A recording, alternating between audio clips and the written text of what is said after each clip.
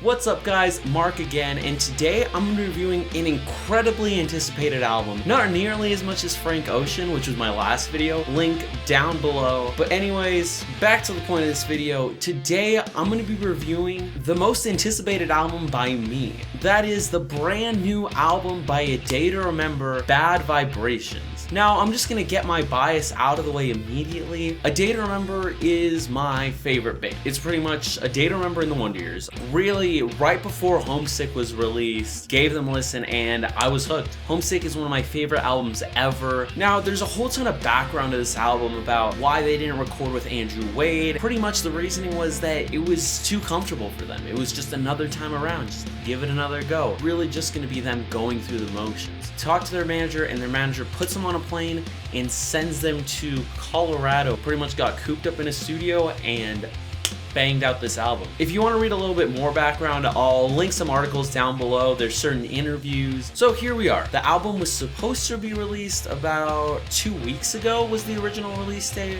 They pushed it back. Likely it was because something having to do with selling the album, with shipping it out. Not a big deal. So what do I think about this album? Not saying this album is as good or better than For Those Who Have Heart, but a lot of the really raw punk influences that you only saw early on really come out to play in the first half of this album especially. Not only that, but they come to play in a more accentuated way than they've ever really done, and it took me a while to get used to, but these songs have grown on me. It would feel unjust to only talk about the heavy songs and leave out the poppy songs. There are some songs in here that are honestly some of the brightest stuff they've ever written. At the end of the day, where a lot of people were expecting A Day to Remember to crash and burn, A Day to Remember has answered extremely well. Another great record that has some of the best melodies, some of the catchiest guitar riffs, some of the hardest hitting drumming that they've ever put out. This album is still a day to remember. This album is so a day to remember, and I can't help but enjoy it. They are so them, and that is one of the things I've appreciated so much about their music across the years, and it is just another really solid album by this band that continues to prove the critics wrong. I'm getting kind of emotional, so I'm just gonna jump right in this track by track and just let's go. This album starts really strong with the title track, Bad Vibrations. This was the second single released, I want to say, and honestly, the first time I listened to it, I wasn't the biggest fan. Like I was saying, this song is really different from anything A Day to Remember has ever done. On the surface, it just seems like another heavy song, like Heartless, but this song has a lot of punk and metal influence in it. The guitars are really metal inspired. The majority of the vocals and the way the song is communicated to the listener is really punk inspired. Not pop punk anymore. This is just punk inspired. There's also the hardcore influence that A Day to Remember has always held. A part I really like about this song is the pre-chorus. Really catchy and just leads into the chorus perfectly. And the chorus just bam explodes. Really big, weird. It's a harsh chorus. It's not exactly catchy, but it's still nice to listen to. Another creative part was the part where Jeremy's like, I start to stutter and like legitimately stutters in the song. And it was super cool when he pulled that out. Just adds style to the song. The breakdown is definitely a good one. Jeremy just repeats the word toxic. It's just really effective, and this song is just good. Paranoia. This one was the lead single released with the album. The first time I listened to Paranoia, once again, I didn't really love it. I mean, I liked it.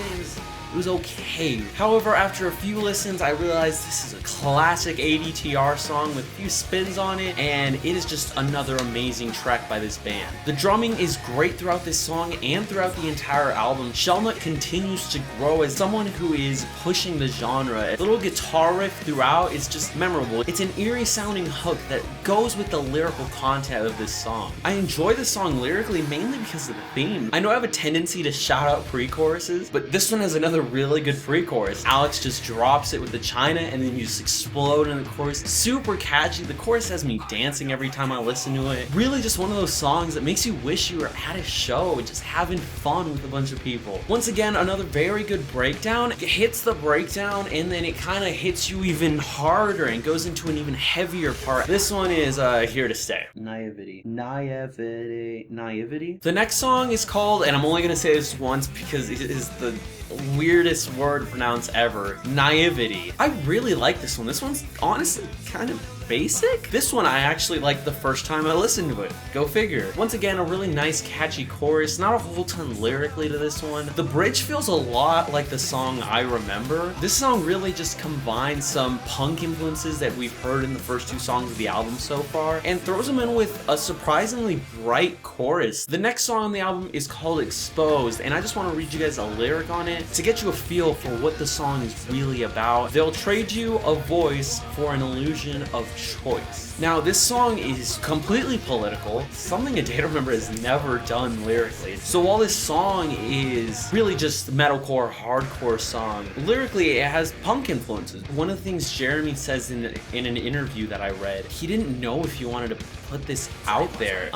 He doesn't know if he wanted to make that kind of statement, and eventually he decided on doing it, and I'm glad he did. The song as a whole sounds like something Stick to Your Guns would write. The breakdown just comes in heavy. It sounds like a hammer hitting like a piece of metal. Like it sounds like smithing like in Skyrim or something. I don't know, it just makes it sound that much heavier. I'm not the biggest fan of this song, but just where A Day to Remember went lyrically, as well as the breakdown being pretty sick, makes it worth listening to. The next song on the album is another one released before the actual release date. This one is called Bullfight. A Day to Remember has always been amazing at accentuating their choruses and certain vocal parts with backing vocals, and this song is no different. Other than that, this kind of driven chorus with half singing, half screaming is memorable. And then you have a sick breakdown that just hits you with brace, fall, and it's just these answering lines. After this incredibly heavy breakdown, the song kind of drops out and Jeremy comes in with this nice little solo before the chorus. It's different. This is in no way classic A Day to Remember, but this song is still really solid. The next song on the album is called Reassemble, and get ready to punch someone in the face, because that is what this song might make you do. This song is really one of the most metal influenced on the album, specifically the guitars. Vocal style wise, it's an interesting middle ground between singing and screaming. It's kind of a yelling style that we saw quite a bit from Jeremy in What Separates Me From You. The breakdown comes in the second verse, and to be honest, it kind of just comes out of nowhere and just crashes into the song. I don't really like the breakdown. If you only need one reason to listen to this song though, it's the outro. It's this incredibly heavy song, and then it kind of just drops out into this really wide open, airy vocals, acoustic guitar, and piano, and Jeremy's just kind of quietly like leading the song out. And then some lead guitar comes in and just does this nice line with Jeremy. This outro reminds me of the outro to Mr. Highway. Really, the only part I don't like of this song is the actual breakdown, but everything else is great. The next song on the album is called Justified, and this is straight up one of my favorite songs on the album. First, this song kind of sounds like it's just gonna be a kind of interlude. Bam, comes right in, and it just hits you in the face with this incredibly catchy chorus. One of the things instrumentally to specifically note about this song is the guitar playing. Something that goes unappreciated sometimes when people listen to hardcore metalcore music is the intricacies of where you place those little chugs. In the breakdown, Jeremy's voice has this distortion over it, and I really think it fits in nicely. The song outros with this nice, just big, wide chorus. This song was a really pleasant surprise and just really good, and probably my favorite on the album. The next song on the album is called We Got This, and there's just something about this song that almost doesn't feel like A Day to Remember. This song almost feels straight just pop at certain times. Really, this is a contender for one of the brightest songs they've ever written. Lyrically, the song is kind of forgettable, but the thing that makes this song a must listen is the melodies that Jeremy McKinnon continues to drop. They're second to none, really. The next song is called Same About You, and I don't know, it's kind of boring before the first chorus, but then once again, Jeremy hits you with this sick melody, and I swear, Mr. McKinnon, you must have some sort of hat where you just pull melodies out. Alright, that works, and you just sing it, and it's amazing, because I don't know how he does it. There's just another melody that you'll hum in your head for days and not even remember the lyrics. Right when you think they're gonna drop a breakdown, it goes in this guitar solo, and Kevin just takes this solo. The way that it fits into the song makes it a really successful solo, and it's just different and good and refreshing, really. I feel like the song is legitimately underrated in the eyes of most people that have kind of just looked over it. The next song is called Turn Off the Radio, and while I've given all the love to the outros. This one, I love the intro. The intro just feels so full and so round and it just feels really right. Then Jeremy comes in with this vocal style that we have never seen from him, and he really pulls it off so well. And then before you even go into a chorus, they just contrast those new vocals with some really heavy screams in there. The chorus is really just a head bobber, nothing super catchy. The bridge doesn't really sit right with me, it's a little forgettable. Overall, this song is solid, but I'm kind of disappointed because I feel like it could have been a lot better. The next song on the album is called Forgive and Forget. And this one, I didn't like the first time I listened to it. But then coming back around, listening to it a few more times, Jeremy's voice just really takes the stage on this one. Like, if Jeremy told me the world was gonna end with that voice, I would just be like, dude, I'm 19, like, it's cool, like, I'll die. His voice is just so reassuring in the song, and I won't let the instrumentals go unappreciated though, because this has some of the most depth in a song that Day to Remember has really ever released. Not only does it have acoustic guitar thrown in with the main lineup, it also has some piano, as well as some violin or viola going along in there. This song is nowhere near what I expected the album closer to be, but it's really just a pleasant surprise in an album of pleasant surprises. And that's it, fam. That is A Day to Remember, Bad Vibrations. I'm not gonna lie, this album is not their best album. No.